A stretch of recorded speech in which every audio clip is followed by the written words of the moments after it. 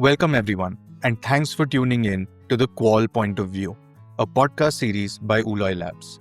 I'm Akshay, one of the co-founders of Ooloi Labs, and my background is in design research and strategy, where over the last 16 years, I've worked in the social impact space across various domains. Today, we're talking about the power of data in informing decisions, but not the kind you'll be familiar with. We're diving in to the world of qualitative data. When we think of data, we often prioritize numbers. Qualitative research brings something just as crucial: the why behind the what.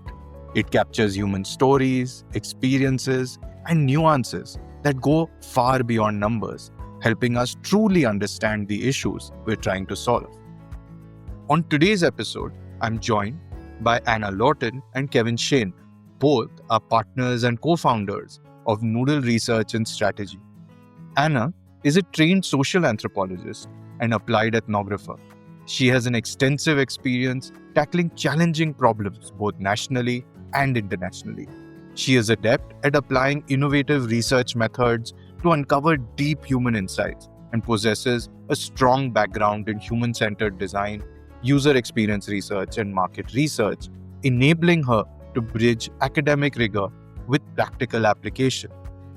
Kevin specializes in strategic foresight, design, and qualitative research, co-creating innovative, human-centered solutions. He unearths deep user insights, translating complex experiences into actionable strategies that improve products, services, systems, and processes. Kevin and I go way back from when we worked at Quicksand in 2012 and 13, and I'm so glad that both of them are joining us today to share their experience and insight from years of practice across various domains. Let's jump in as I ask them a few questions about their work. Thank you so much for joining us for this. A lot has happened in the last 3 or 4 months, but I've been very glad to see you all have been posting a lot more about your process and some of the things that you've been doing. And I was reading one of your recent blog posts about the poster that you all set up at the National Contraceptive Meeting, especially sort of presenting a point of view around male contraceptives. Mhm. And what struck me about the poster and your blog post was it was really setting up the power of qualitative insight and data in a very foundational way. So I think it was really nice that you broke it down like that. But I just want to hear a little bit about what was that setting like? Why did you feel the need to set up that sort of what feels like really foundational basic? Like, talk to me a little bit about that. Why is that important? And what has that experience been like trying to bring these sorts of processes and methods into spaces which are usually research and development and more medical health solutions, that kind of things? Thank you very much. It's very thoughtful of you to read our blog post and as well as to invite us to be a part of this podcast. It's a privilege to chat with you. In that setting, and in the interest of full disclosure, I worked with the Male Contraceptive Initiative prior to us starting Noodle. And what I learned there and what we carried forward with Noodle was this understanding that one, you have these critically important missing therapeutics, male contraceptives, that can really make a significant societal impact, not just in empowering individuals to have reproductive autonomy, but also to address things as pressing as unintended pregnancies, which about half of all pregnancies in the world are unintended. So you're talking, this will have a huge, huge impact globally and touch on many, many different things. But what you also realize is in this kind of product development space, it's kind of far future, right? So a lot of the research and development will take years before they actually get a product to market. So Okay. to give you a kind of a quick down and dirty example of why that is the clinical trial process for drug development is rigorous and robust. Yeah. So let's say you have a method that's going to a long-acting contraceptive that is effective for a year. Yeah. Well, you have to test it for as long as you are going to claim that that drug is effective. So if it's a year long, then you have to go through, there's 4 different phases of the clinical trials. They're very expensive. You have to keep increasing the number of participants. So a lot of the developers working in the space, these are scientists, these are bench scientists who are focused on that scientific challenge. How do we meaningfully disrupt fertility in a temporary manner to empower people to prevent causing a pregnancy if they so choose? Yeah.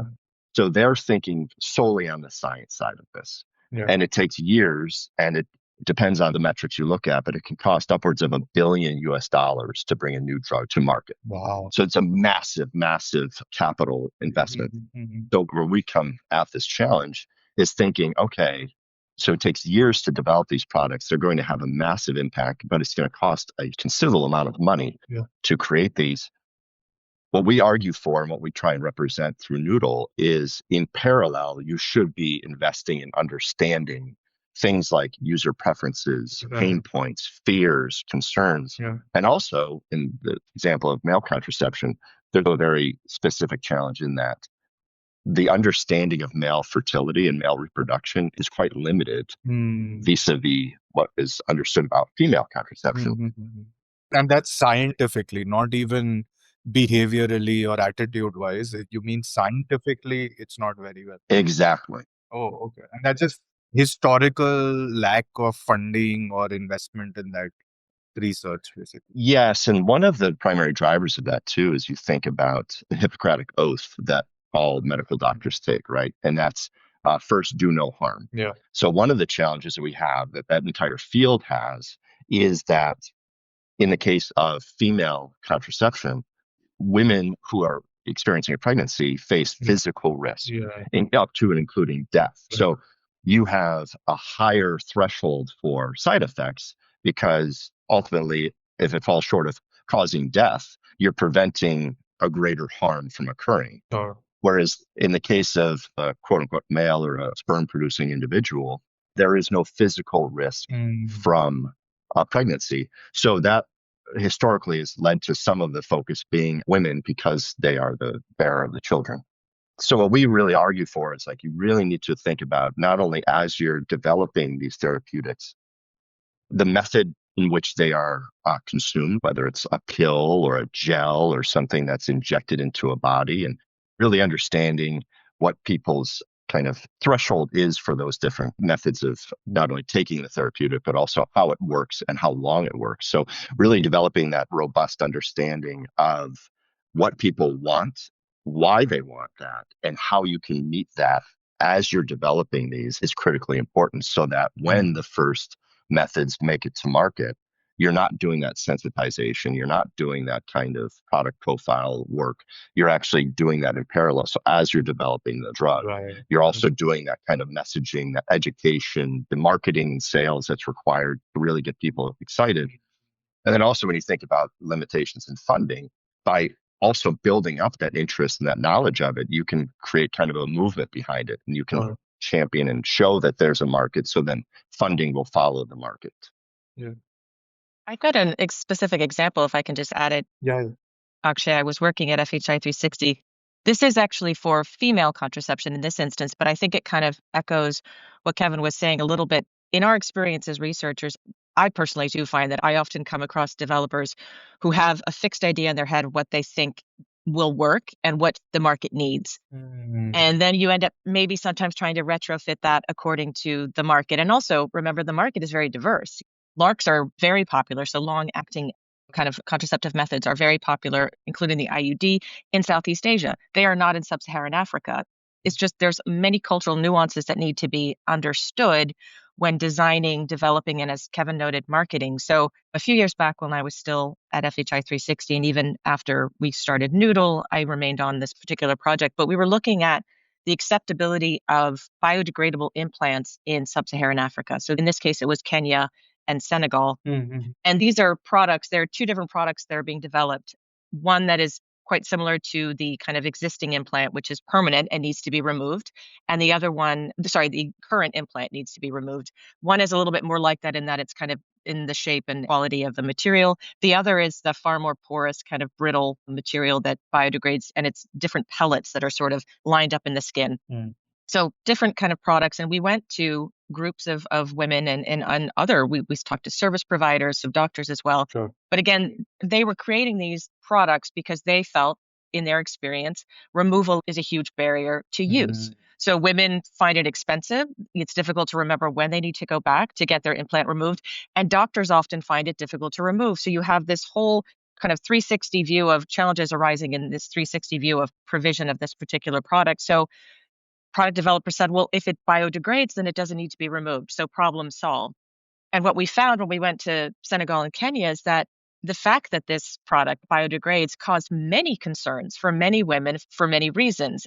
And what may seem logical and a problem solver to one particular product developer or one particular market may not work for others. And so we did find a lot of hesitancy around this product, both for service providers worried that they weren't going to put it in correctly, and women worried that it would have impacts on their body in terms of what is that material that's dissolving in my body? What might that do to my hormonal system and my ability to, my fertility long term? So it was a really interesting product. And these are quite far stage at this point. So it's also interesting, as Kevin said, I mean, our advocacy is always about trying to bring in that user research far earlier in the process because it's a lot of money that goes into this. And I'm sure there are going to be products that maybe don't go to market because they haven't really been tested in the market. So that was a huge part of this poster that we presented. And it was certainly, I think, a little bit isolated in that most of the posters in this particular conference were more scientific and they were on products or case studies, et cetera. But we're trying to remind them how important this piece is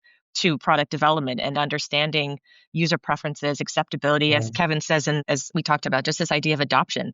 They're more likely to adopt something that they have co-designed with product developers. But if you do that in a vacuum, it's going to risk lack of adoption and a lot of money being lost. Speaking of adoption, what was the response? I'm always curious about that, right? Putting something up like that, what did you feel the response was? What was your expectation? What actually happened?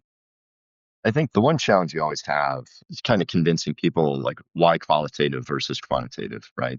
And having a poster like that where you can kind of really quickly demystify or elucidate the process and showing this is something that you do and this is how it matters or why it's important. That always helps, but also that kind of interactivity of a poster presentation is super helpful because you can do that one-on-one addressal of issues. But I think a lot of people saw, and one of the examples that we actually used, which helped to not just justify, but really validate the approach is, there was an international market research study that looked at all these different countries and it was all quantitative. And what we found was in Bangladesh, people there really wanted this injections, this fast occlusive gel injection.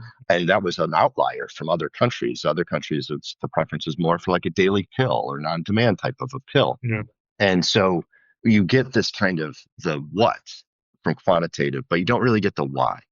So what we then did is following up with folks that are representative of the people surveyed in Bangladesh, what you discover is that in that ecosystem in Bangladesh, the quality of pills is very low. So there's a lot of distrust for that specific form of a therapeutic. So really that being able to show a specific example of how if you had not done the qualitative piece, you would have missed out on an incredible insight. And you would have just treated that as a outlier in the data because you're looking at global data and said, yeah, that's okay. Everybody else is conforming to this. That's an outlier, and that's a whole country. Total anomaly. Yes. Yeah.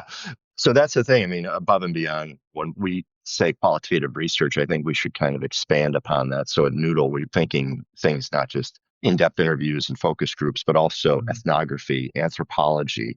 How do you get that, as I was saying, that 360 view, that holistic understanding of context that you're trying to work in? And that's where you get this kind of like grounded theory. Like you don't go into it with a hypothesis, you go into it seeking a depth of understanding and seeing what drives these behaviors. And something that may not even be considered could be a quant survey capacity could really be teased out by spending time in a community and actually literally walking in a user's shoes.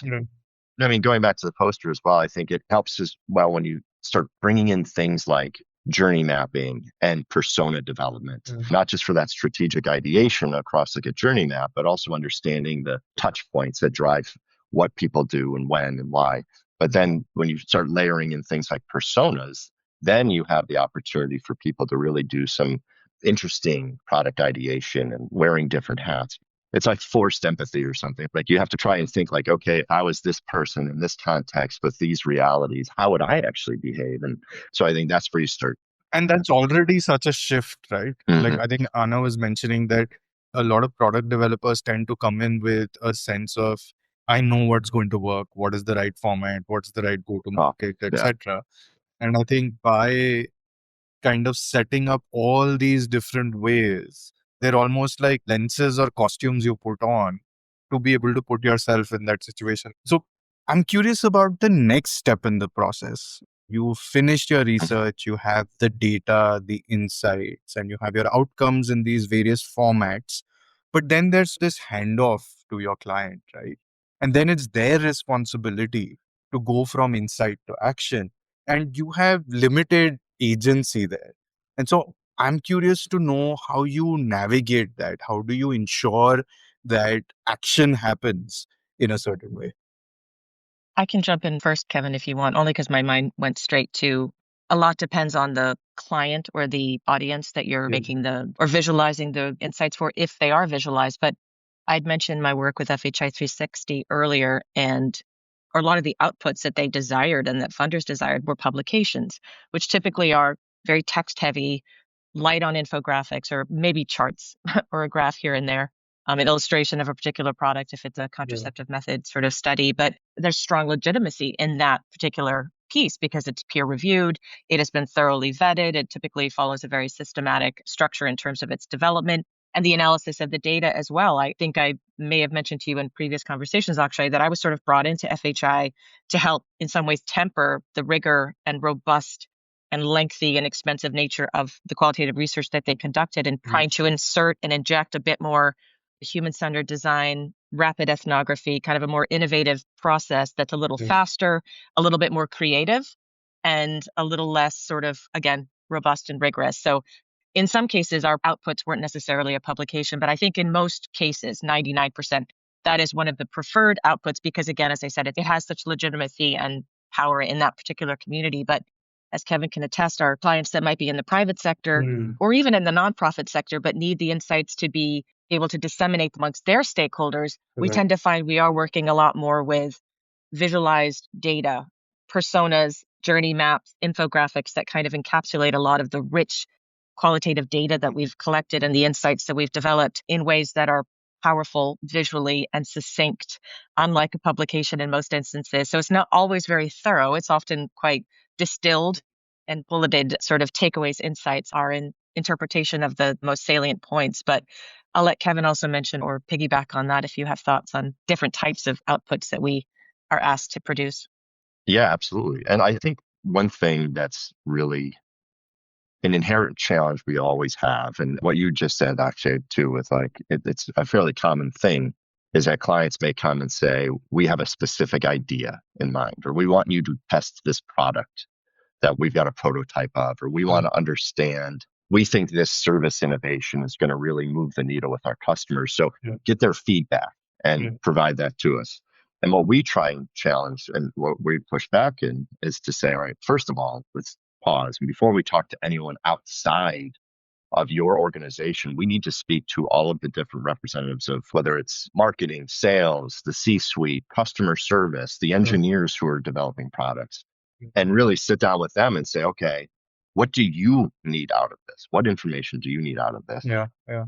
And then also, I mean, to Anna's point with like these presentations we give, we always have these detailed findings reports, which are, 50, 60 pages long, distilled into like a 10 slide presentation. Yeah, yeah. And what we always include at the end of these presentations is some ideas based on our understanding of these internal stakeholder needs on how this research can be operationalized by each of those kind of pillars, as well as collectively. Sometimes that's seen as some sort of a sales and marketing thing on us, like, oh, we're always kind of going after new business. So what we've been really mindful of the last few months has been to preempt those concerns by starting an engagement by saying, we can do one-off research for you. Yeah.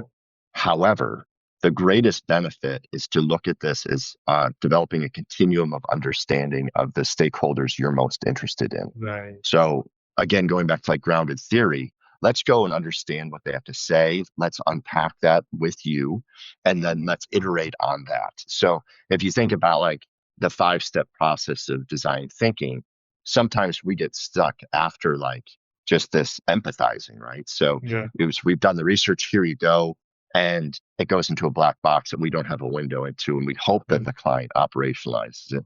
But we really try and push more and more is let's just go through iterations. Let's start with a small catchment of people, maybe 10 to 15 folks, hear what they have to say, and let's expand upon that and potentially go back to folks and say, hey, we heard you. This is what we think you said. Here's what we think could be a solution from this. And to Anna's point, if we can do that with the users or the stakeholders we interview in a workshop environment, then that's golden. So then they really have an active voice. And there is power solely in going back to someone and saying, hey, we heard you. And having someone be, wow, oh my God, we get these surveys and we get these interviews all the time. We don't know what happens with it. You actually came back and are showing that we heard. But the hazard of that, and this is what we always warn and caution our clients with, is once you show that you care about what they have to say and they've been vulnerable with you, you better do something with that. Because otherwise it's a slap in their face and you're just kind of paying lip service to the challenges, especially in a corporate environment that may be a frustration about a product feature, a failure in a service innovation. But in the development sector, that could mean lives, right? So we're not listening to you, we're not incorporating that. And so we're not going to roll out interventions that are rooted in your lived experience and to everyone's fault and failure, right? I was just going to add, because I feel like part of the thrust of this conversation and conversations we've had in the past is like, what is the value of qualitative research? And it's different for, again, different audiences and clients. And I think we talked about earlier that we often find product developers who don't necessarily think they need it, or maybe they bring it in a little bit too late. And this is for contraceptive product development, but product development in any sector or voice of customer, we're still getting those people coming to research with, in some ways, a fixed idea of what they think the solution is and what they think the scope of the particular question is. And the other thing you find, which I think is probably par for the course across different organizations, be it an INGO or a corporate global corporation, are these siloed roles and divisions and departments, et cetera. And they typically are the ones funding research. And so their scope for that particular challenge is limited to their very siloed role. And what we find in 99% of those challenges is that it's so much broader than that. As Kevin, as we were saying earlier, this need to pull out and see all the various actors and stakeholders impacted by the challenge in question. You're doing voice of customer research. Well, of course, you need to understand what sales and marketing are experiencing when they're working with a customer or fielding frustrations, or account managers, et cetera. And you often find a little bit of a myopic, siloed view on that, and a limited view as well, that if we just pinpoint this little piece and do a little bit of research on that, that'll be enough. And we often find ourselves trying to advocate for a broader view, not because we necessarily are trying to upsell everything, but that we really see the value in that. And that if you're just going to go quick and dirty and go shallow, what's the point? You may as well try to get buy-in across all the various departments and divisions and stakeholders that are part of this larger question. I mean, sort of integrated development and research would be ideal, but it's hard, I'll say, in my experience, to find that kind of enlightened client, customer, audience, et cetera. And it's expensive. But getting that, sort of looking at it a little bit more holistically and understanding all the various actors that could benefit from co-designing a solution is part of the work we do. It's educating folks on the value of qualitative research to see the bigger cultural picture at play. I think this idea of silos is something that it seems to be a theme, whether you're talking about development sector work or private sector. It seems to span regions as well. It seems to be a function of just how we manage, how we organize from this sort of industrial way of doing things. You break it down and everybody's building widgets and that kind of thing. Henry Ford and all of that, right? But how do you then overcome that? Especially kind of curious how it compares between development sector and private. And even in the development sector, when you look at large bodies, funding bodies, or larger research organizations versus smaller nonprofits working on a particular issue or programmatic kind of work. How does that differ in terms of their appetite to try and do some of this? Where does your role then stop being qualitative research and start going into all these other sorts of roles, facilitation, organizational development, change management, what have you? Consulting, I mean, more broadly, consulting. Yeah, yeah. It's funny. When we first launched Noodle, we just referred to Noodle Research, right? And now we've added Noodle Research plus strategy to kind of call out the fact that it is important that we're not just data collectors and data synthesizers, but we're also stewards of the insights that we generate. No, that's beautiful. I like that phrase.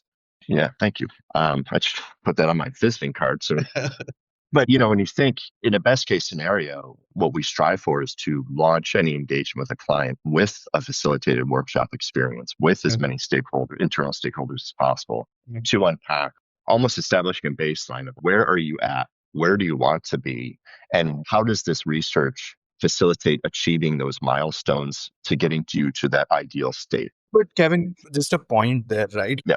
Like, where are you at? I feel like what y'all have also been saying is that you're sort of poking there and saying, where are you really at? Yeah. But in my experience, that forces a certain level of discomfort. And then how do you navigate that? Because people aren't used to being asked the question below the surface of the RFP or whatever scope of work that you've put out. And sometimes people say, yes, yeah, we want this. But then when they're in it, it's a different experience. Sort of like how I feel on roller coasters. So how do you navigate that? A lot of times it's such a terrible thing and I hate to be so reductionist, but when you start thinking about cost and value. So when we propose to clients that we'll do the research is always externally facing. So, hey, to do 10 to 15 IDIs, unpack this, it's going to cost you X. However, we're also going to do these internal stakeholder conversations for free. So when there's no costs associated with that, there's a greater appetite, there's less friction in entering into that. And then all of a sudden they realize, oh God, now you're asking me very uncomfortable questions.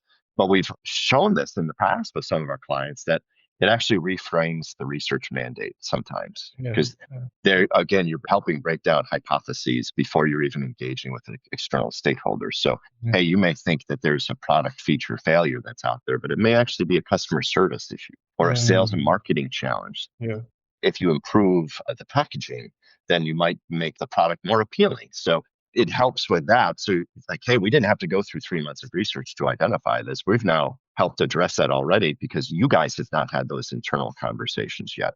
You're seeing more and more of these kind of centers of excellence and stuff that help champion stuff internally, but we also wear that hat sometimes. Go ahead.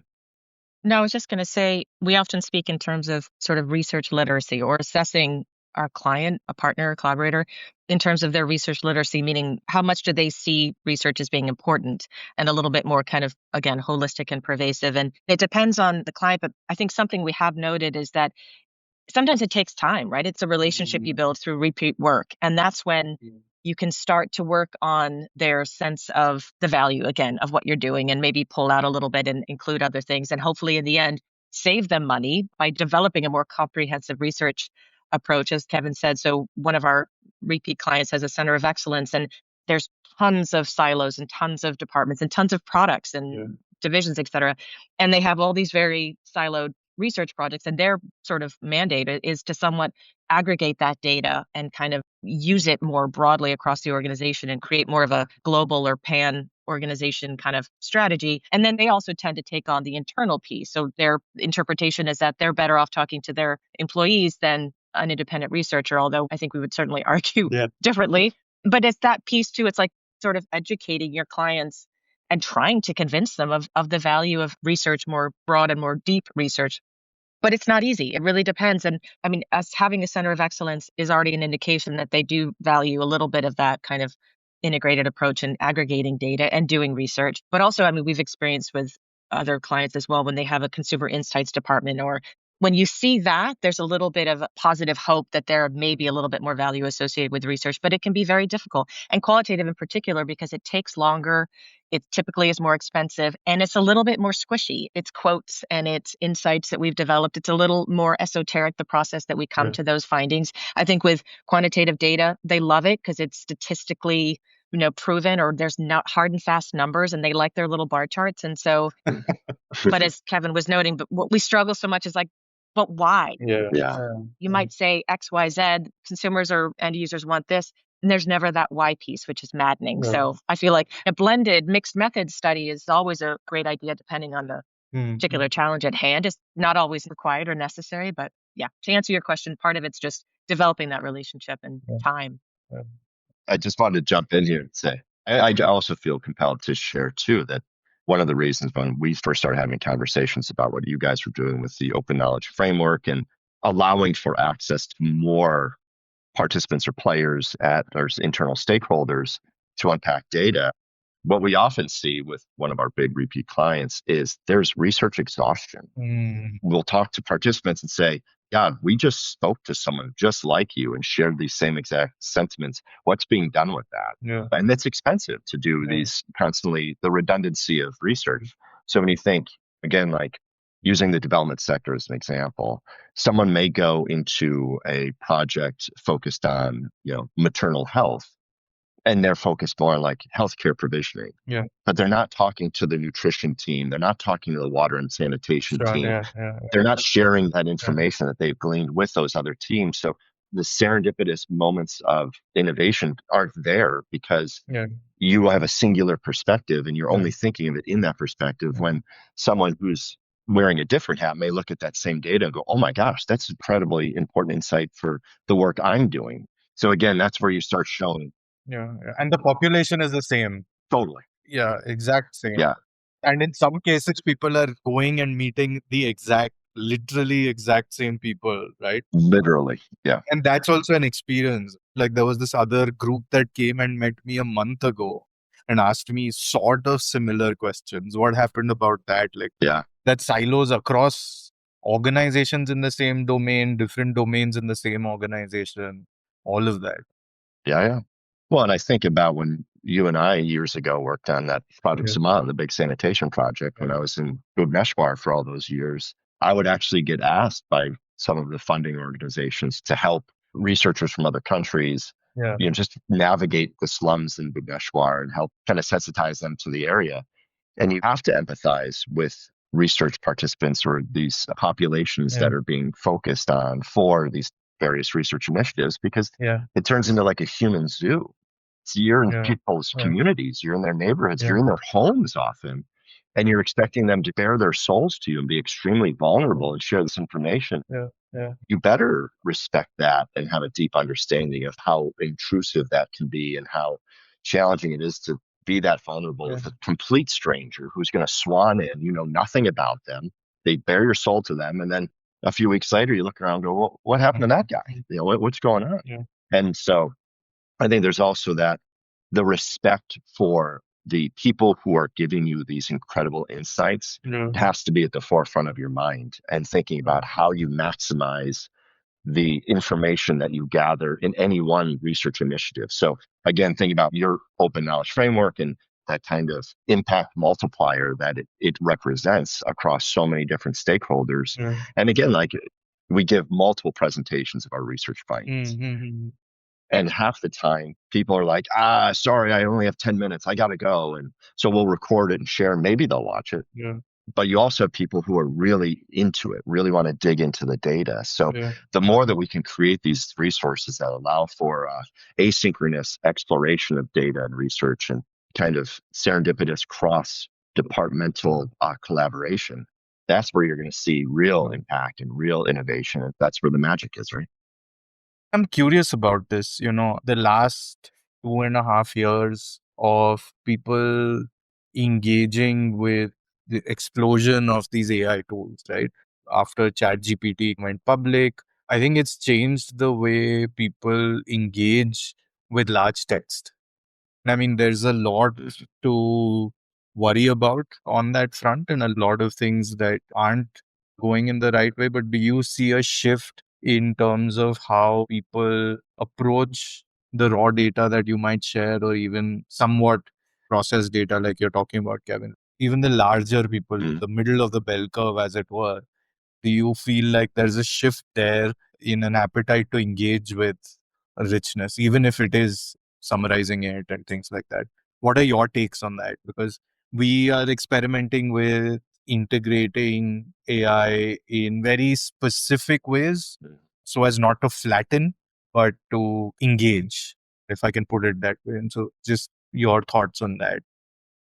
I was thinking, Kevin, we recently completed a project and we found that one of our clients, one of our point of contact clients, main client effectively, was in some ways doing concurrent or simultaneous analysis. So they were, I think in some instances, our insights and findings weren't quite fast enough for some of their top lines that they needed to sort of share internally. So we knew that in some instances they were effectively taking the transcripts that we always dutifully shared sort of day of, as soon as possible. We sort of uploaded those to a shared drive, and they were putting them into ChatGPT, or I think it was actually ChatGPT in this instance, and doing their own sort of rough and dirty or quick and dirty analysis. And no worries about data security and all of that, or No, the beauty is that with our transcripts, we tend to anonymize them and sort of de-identify them. So in this instance, there wasn't, I don't think, too much concern about that, but it also didn't seem like there was too much concern about the quality of the insights being generated, or maybe going back and double checking. So I'm fairly certain, we having actually conducted the interviews, that's part of the beauty of us staying so small, is we become so immersed in the data, myself maybe to a fault, that I can immediately see like, oh, that person didn't say that, or no, that's not a correct kind of through line or takeaway. So we have, or sometimes in a better position than someone who is just taking the data and quickly assimilating it. But that's an important point, right? Because, I mean, heck, I do this with some stuff, like where it's too long to read, let me throw it in and I'll take what comes as truth. But I think what I'm also hearing is that there is something lost when you're just working with transcripts. And that is a sort of the human eye also of having that context. And especially using a standardized tool like ChatGPT, which is doing everything from diagnosing your cough to writing essays for grad students to what have you, right? Writing novelty rap lyrics, right? How do you then navigate that? Does the other person then have the confidence to say, no, the chat GPT insights are right? And how are you navigating that now? Yeah, it's a challenge. I think that that's something that all research organizations are grappling with right now is, Mhm. and I just think expanding beyond research organizations, everybody is kind of grappling with like, what is the most appropriate use case for each of these tools? So there's that anecdote about some lawyer who used ChatGPT in a case, and he's citing cases that don't even exist because he doesn't understand how this thing works. I mean, honest point, I think what from day one with us is we are overly transparent, and we even had a client say that we're over communicative. When we're in project, we do daily top lines. So if we're doing interviews, we're sharing takeaways that we generate. And then we're also sharing the recordings and the transcripts. And then we have a weekly update of all of the learnings from that week. And then we typically have weekly meetings. And I always say that before we get to that final presentation, you will know everything that we've learned because we're going to share it as we go. This is like those movies where trailers have the entire plot. Exactly. Yeah. Exactly. I don't need to see the movie now. I know what happens. Yeah. Hey, we're a company. We're putting our expertise on the line and saying that we can do this work for you. We welcome the challenge of people wanting to unpack. We love it when people go through the data and we have these conversations and we kind of collaboratively, they can question our insight generation, our suppositions or whatever. And that's a nice dialogue. And at the end of the day, the most important thing is to get the information correct. But what can be challenging, and to your point, is sometimes someone may throw things into an AI tool and then start questioning, well, AI says this. And so it's like, well, you need to immerse yourself to the same degree in the data as maybe not as much as Anna, because I don't get to that degree either, but she becomes a real like subject matter expert. And if you meet us with that same level of rigor, then that's a welcome collaborative thing. If it's some sort of a monitoring and evaluation tool over the quality of what we produced, I think it's fraught because your understanding is superficial vis-a-vis what that AI device is generating for you. So it's hard for you to substantiate its findings when you have not immersed yourself to the same degree as we have. So I don't know. I think it's a brave new world, right? Like I will say, in the interest of full disclosure, for a small organization like us, AI has been quite revolutionary in helping with just being that sounding board, or whether it's producing marketing collateral or blog posts or things like that. It's Or summaries. summaries. It's a good kind of reference point. So it does kind of help small organizations be more nimble. I just think that its application needs to be understood. And I think where we should get to is that organizations should have some sort of an AI policy. When do we use this? Why? For what reason? What is it helping us avoid or achieve? And which tools, And which Yes, tools? yes. Exactly. right? The thought I had when you use that law example, right? And I think ChatGPT as a general purpose tool is fantastic. And it's great, like you said, small teams like ours as well. It's fantastic to get that first draft so that you're not looking at a blank page. It gets you the first draft. Sometimes you'll just change everything, but at least you're not staring at a blank page. Yeah. It gets you off the box. But I think the law example you took, using ChatGPT for that is flawed. But then you have a whole bunch of companies now in the legal tech space. Harvey is a big one in the US, which are use case specific. And they know then how to build the guardrails. They know exactly who's using it for what. Then that becomes important then also to say that, are you creating access for the right sort of tools? Yeah. It reminded me a little bit of that kind of critical lens or the critical mind that one needs when looking at social media content, or to really think, is this true? Is this real? Like, where did this come from? And I don't know how much that happens with, well, even researchers, but certainly non-researchers who may take it at face value and assume that whatever has been sort of generated through the AI tool is correct. And so, I mean, I know one of the other things I find it very helpful for is finding quotes. So as Kevin said, I'm often like, I remember this person said something about this, and I want it to be illustrative of a particular insight or finding. So I seek it out. And there have been many times, depending on the tool I'm using, where they either fabricate a quote and then I go in to find it in the transcript. I'm like, they never said this. And then I'll even sort of challenge them on it. And they're like, oh, I'm sorry. That was my mistake. And again, I just worry that that level of oversight and double checking and triple checking doesn't happen in a lot of circumstances. And I know we're not all curing cancer with every research project, but it's important to get it right. As a researcher, I feel like there's integrity in this and it needs to be vetted. Currently, the tools are not sophisticated enough to be able to do things without, I would argue, that lens of checking and vetting. Let's change tracks a bit now.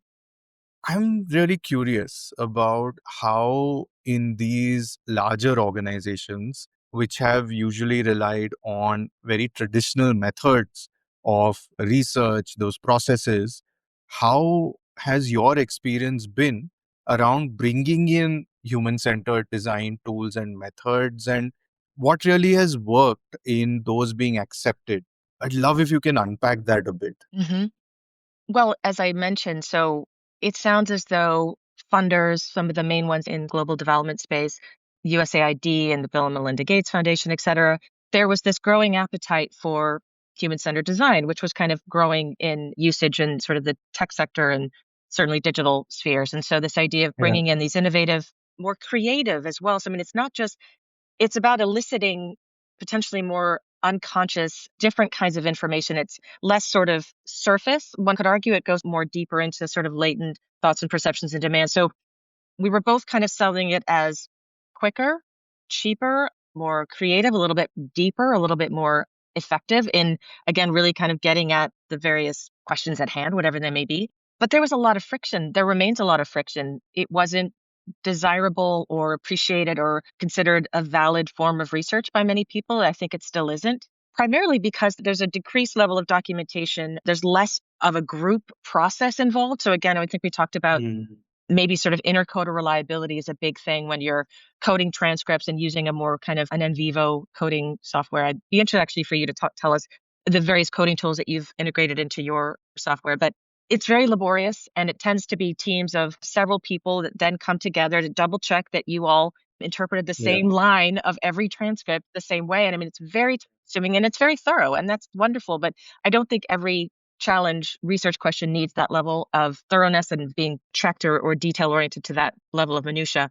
And the other argument is that, I mean, one of my arguments was to have embedded teams. I always, as an ethnographer, like to be in the field as part of a team collecting the data and doing the research. So I was also always advocating for that. So to be there, we often find in global development, previous to kind of working with human-centered designers or design researchers, is you would train typically people maybe working in service provision, nurses, what have you, on the front lines, frontline workers who have no qualitative research or research background. You kind of do a quick training on how to ask open-ended questions and give them 40 questions to ask, like a survey. And it's not open-ended. There's no follow-ups. There's no probing, etc. So again, like the quality of it was frustrating. There's no following the thread No, there isn't. because you understand why the data is being collected. Exactly. And you're just, well, on to the next question. And then half the time you probably already asked it because they answered it ahead of time, but the particular researcher isn't skilled or experienced enough to know when to pivot. So there were a few arguments that we were bringing into this more rapid, creative, user-centered approach that's iterative as well. And one thing I'll just mention briefly, because it is a big challenge with global development and the kind of research that typically is conducted, is the oversight of, say, the review boards, the kind of ethical review boards. That's very necessary. It's very important, but it's also very restrictive. So things that are typically approved and they've gone through that long process of approval are considered set in stone. And if anything changes or pivots, one needs to go back into the process of doing that, which adds time. Something about human-centered design, as we all know, is that it's quick and nimble and it's iterative. So there was a lot of tension with the process, the means of collecting the data, a lot of things. But I do think we came quite a ways towards explaining its value or showing its value, looking at market research in the more kind of typically heretofore private sector application of it. And I think they're still doing it today. Right now, you see a lot more human-centered design projects in sort of global development, and they seem to have found a nice way of measuring as well. So I feel like there's been shifts on both sides. Like they've both kind of found a middle ground that is generally satisfying for people. I don't know if that answers your question, Akshay, but it's been a process. Certainly. And I guess it's an ongoing one as organizations also mature, as they do things, some things work, some things fail, champions move on. That's a big part of it as well. And I think one of the trends that we've spoken about before, but I'd love to kind of hear your thoughts now on this also, is there can be a neat binary of saying that either somebody comes into a country, does the research, or you're training nurses. But the way I've seen some development organizations, research organizations also navigate this is partner with trained qualitative researchers, because now even in so many countries in the global south, there are trained designers and researchers and studios with as rigorous processes Absolutely. that have come up in the last 20, 25 years. And I think we're starting to see that. 100%. What's your view on that? Like, what's working? Where does it break down? Just curious to hear your thoughts on that. Oh, that's a great question. I was just going to say, I mean, actually, many of the last projects I worked on, particularly post-pandemic or both during and post-pandemic, naturally shifted in this way. And so as my time at FHI continued, we were noticing more human-centered design agencies cropping up in the countries and regions that we were working in. So we wanted to leverage them, and we would do the same sort of procurement process where you're vetting research vendors, and found ourselves working more closely and directly with these human-centered designers that are located in these areas, which is obviously ideal because they're culturally sensitized to the particular context, but they're also skilled researchers, and not even just traditional qualitative research, but in these more innovative and creative methods that we're talking about. So we did work with them in many instances and had to. I still would have loved to have been on the ground with them, because I do find, again, because I value so much my own kind of visceral bodily data collection and being immersed in a context and having those conversations with my co-researchers. So I still value in-person research and firsthand field research that I'm able to access, but it was a game changer for us in many ways. And what I loved about it as well is that many of them did come potentially, or, in some instances, from a more design background. And again, just as I sort of had to find the middle ground and I was building capacity within FHI 360, we were in some ways building capacity within these organizations to work with INGOs. So it was kind of a cross, obviously, but we were both helping each other understand this new domain that was being forged between the world. So it was great. Yeah. I think sometimes there was discomfort there because we were asking things of them that they didn't usually provide as a design agency. There was a level of transparency and a desire for things in a manner that maybe they weren't used to. So there was friction there, as maybe you'll have with any kind of agency or vendor. But Yeah. I did find that there's more engagement than they were used to. I think typically if they're working with clients, it might be a little bit more hands off. But in the development sector, and certainly with INGOs like FHI 360, we really sought to be partners and have as much Yeah. access and transparency as possible. Yeah. Yeah. It was great. The language and the cultural skills and context and all the various knowledge that's critical to have in those kinds of circumstances is there in those researchers. So it's the ideal. Yeah. I think there's a need, though, that there was a huge pendulum swing, right, from this whole decolonization of research, shifting away from this model of people from the global north or whatever, going into context and doing the research themselves and unpacking these things too. Then swinging to the other extreme of just, no, it's all local research, all local agencies doing that research and feeding it back to whomever the funder is. And I really do think that we need to have a hybrid approach to this, right? And I think that's where it's really powerful to have people who understand the local context and the local culture and rituals and all these things and ways of navigating conversations and certain sensitivities, but also to have that neophyte presence, right, of someone who can sit back and challenge presumptions, challenge just these ingrained notions of how things are done. Yeah. And I think it's a huge thing, especially when you're talking about a funding agency is coming from a different country Yeah. and operating within another context, Yeah. is just that working style. What is the expectation? What is the level of reportage that's needed or the level of engagement back with the funder? So, we often say this, that we strive to be both a teacher and a student, always. Okay. Say more. So being someone who could come in and possibly provide that training, maybe you're working with, on this example there, where you're training someone who has not done research before, who has not worked in a human-centered design capacity before. Sure. So you're educating them, but they're also educating you on how to best interact with a community. And, I always think about the first few times going into the field doing research in India, where we have this time constraint. We're going to meet with so many people. We're going to do some rapid ethnography, but we only have about 8 hours in this community, or certainly in the case of like refugee camps in Africa as well. It's a very, very tight window to do a lot of things. And yet when you first go in, it's like, no, we're going to go to this community leader's house and we're going to have a chai and they're going to talk. And so I remember having these moments of anxiety, kind of looking at my watch going, oh my God, we're losing a lot of time. But we're not, because that activity opened up a lot of doors and got you that necessary buy-in. Yeah.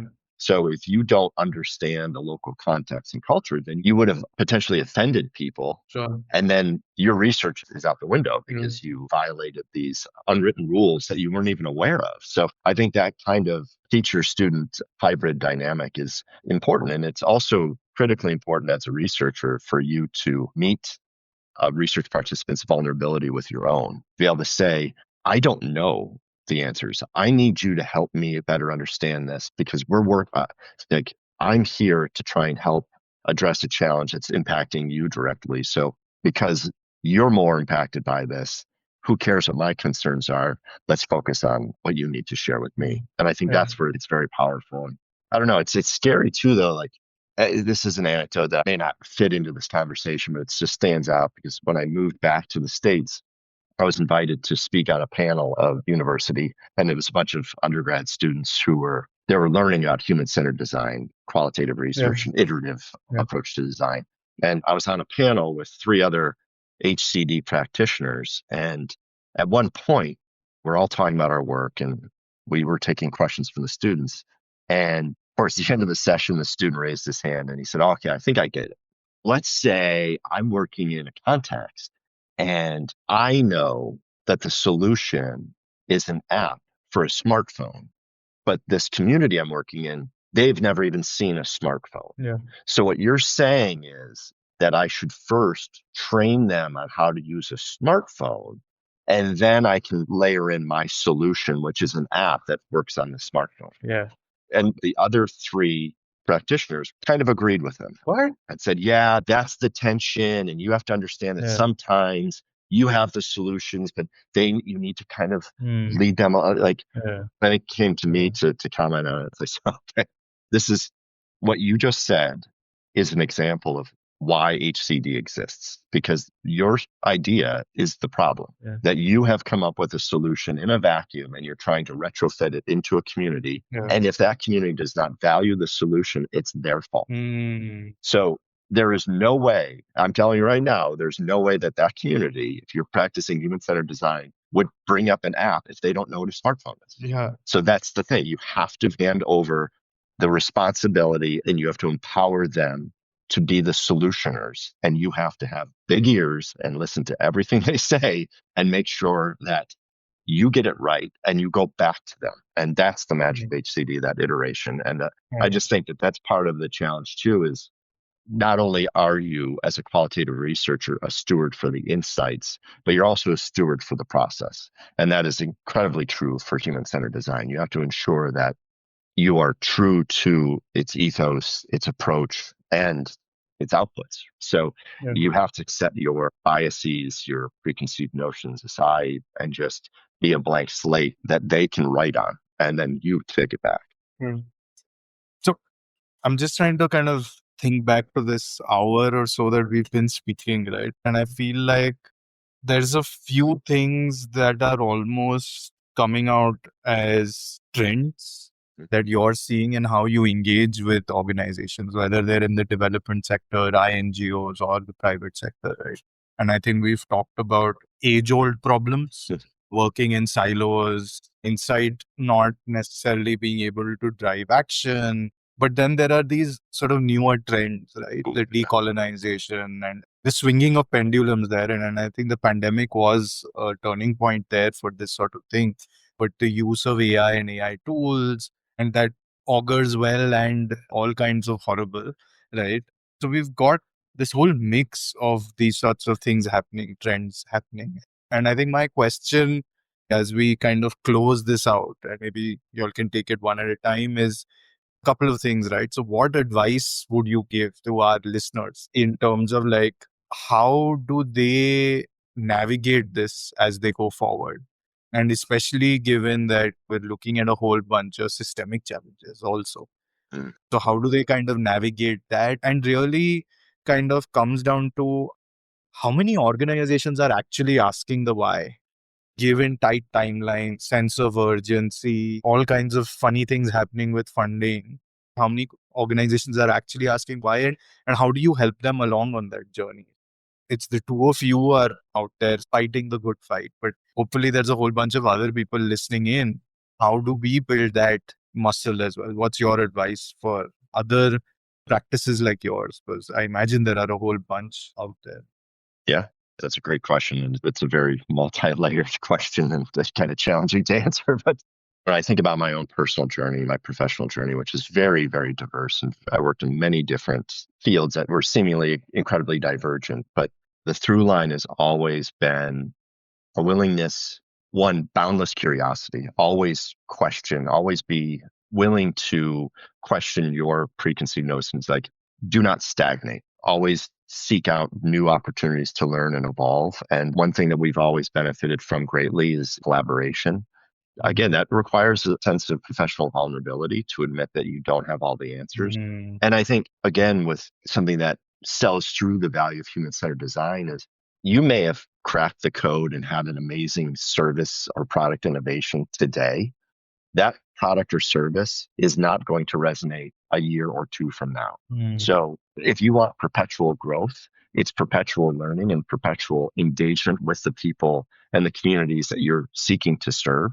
And your baseline understanding of those communities is not going to be permanent either. So why are you doing what you're doing? What is your solution? And who are you solutioning for? And making sure that those three prongs are always refreshed. Mm.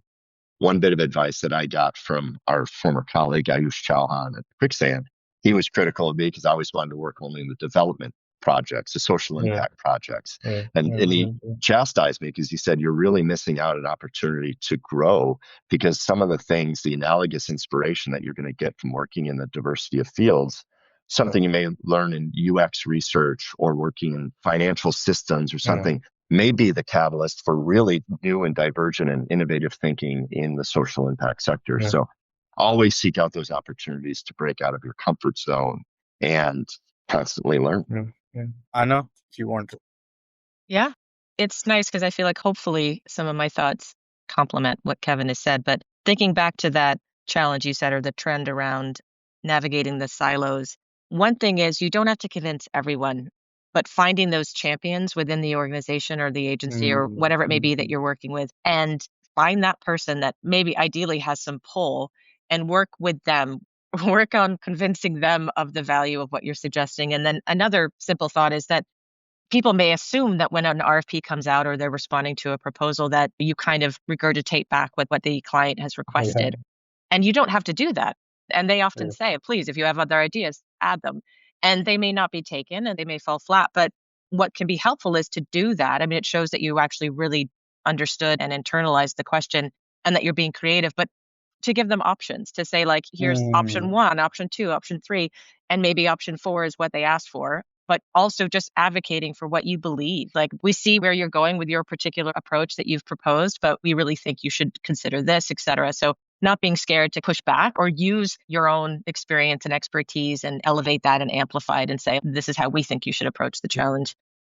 And then another thing was just around AI is to talk to your peers. I've learned many tools from you, Akshay, that I don't feel like maybe we're seeing as much in domestic circles here in America in terms of the qualitative researchers, but asking your peers on your social networks, on your Slack channels of professional associations, what tools are you guys using and for what? And what are you finding successful and useful and what should we be wary of? So doing some crowdsourcing around how tools are evolving, really just recognizing that you are a subject matter or a methodological expert in this instance, and to feel confident in that when you're speaking with someone who perhaps is a non-researcher, to underscore the value of what we do. It can be a hard sell, but certainly a worthwhile one. Yeah. Well, just maintaining that open-mindedness. I think a lot of times people are so terrified of failure that they will just hang on, go down with the ship of whatever hypothesis that they approached a research project with. So just being willing to be open-minded and say, like, hey, I'm a smart person and this was my idea and it fell flat. The F word is not something to be afraid of. It's something that is just reality. So reframing it not as a failure, but as a learning opportunity and a growth opportunity, because ultimately, what are you trying to achieve? Not proving yourself right. You're trying to solve a problem, and solving that problem, it takes the most. Yeah. I think you spoke to that quite nicely about the fact that it requires a certain level of vulnerability to invite collaboration, but it's also about saying that, hey, I was out here to learn. That's the point of research, which means that the hypothesis or the idea or the product idea that I started out with may be proven wrong. And I think that's the big kind of thing I'm taking away from this conversation. I think there are these trends we talked about, but I feel like what you all did today in this last hour or so that we've spoken is really peeled back the layers and given us a glimpse behind the curtain around what it takes to run a practice like this in 2025 and what that journey has been like over the last few years. And just sitting here 5 months into this year, what the future may hold. And I feel there is sort of equal parts trepidation, hope, and vulnerability to say that we don't know what the future brings, but we're going to keep learning. And I feel like the lessons that both of you all have spoken about, really, you embodied that right through this conversation. And that's something that I'm going to take away from this conversation. So thank you so much for making the time for this podcast. And I'm excited to see where Noodle Research plus Strategy goes in the future and to collaborate. Yeah. Absolutely. Oh, it stole the words right out of my mouth. Thank you so much for the opportunity to share our story and to be a part of what you guys are building, because I think the more bridges that we build, the more connections that we make, the greater it's going to be for everybody. So shifting beyond singular objectives and needs and thinking about collective goals and objectives is going to benefit everybody. So thank you guys for what you're all up to. And it's great chatting with you. Yeah, thank you for asking. It's been a pleasure chatting, and it's always fun to talk shop. So it's nice Yeah. to do so with our peers. Super. Thanks. And that's the episode. I want to leave you with a question. What's a decision you're making that might just change if you had the story behind the numbers? Give it some thought. Anyways, thank you for listening, and do check out the other episodes in the series. Our first season focuses on qualitative data and research, and we have a fantastic lineup of guests. If you found this valuable, please subscribe and share it with a friend who might find our conversation interesting. If you'd like to learn more, you can visit our website getdots.in or write to us at hello@ooloilabs.in and follow us on LinkedIn for updates. Until next time, I'm Akshay signing off.